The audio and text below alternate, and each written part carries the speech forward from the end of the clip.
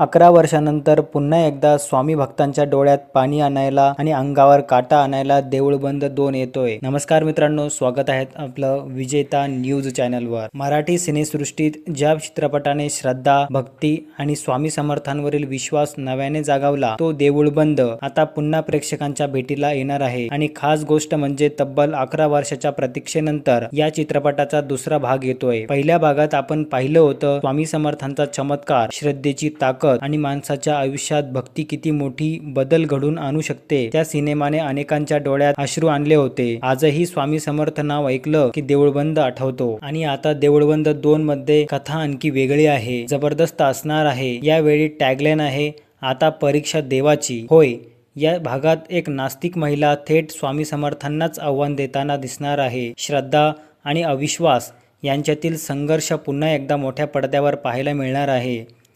या सिनेमाचं दिग्दर्शक पुन्हा एकदा प्रवीण तरडे यांनी केलं आहे आणि सध्या प्रवीण तरडे यांचं नाव म्हणजे मराठी सिनेमात यशाची हमी मानली जाते। या चित्रपटात स्नेहल तरडे मुख्य भूमिकेत दिसत आहे, तर मोहन जोशी पुन्हा एकदा स्वामी समर्थांच्या भूमिकेत प्रेक्षकांच्या भेटीला येणार आहेत। आणि मित्रांनो, मोहन जोशीचा तो स्वामी समर्थांचा लुक पाहिल्यावर आजही अंगावर काटा येतो। हा सिनेमा 21 मे 2026 रोजी जगभर प्रसिद्ध होणार आहे। आता पाहायचं एवढं की पहिल्या भागासारखंच देऊळबंद 2 देखील भक्तांच्या मनावर अधिराज्य गाजवतो का, की तुम्ही हा सिनेमा पाहण्यासाठी उत्सुक आहात का, आणि स्वामी समर्थांवर तुमचा किती विश्वास आहे, कमेंटमध्ये नक्की लिहा। श्री स्वामी समर्थ।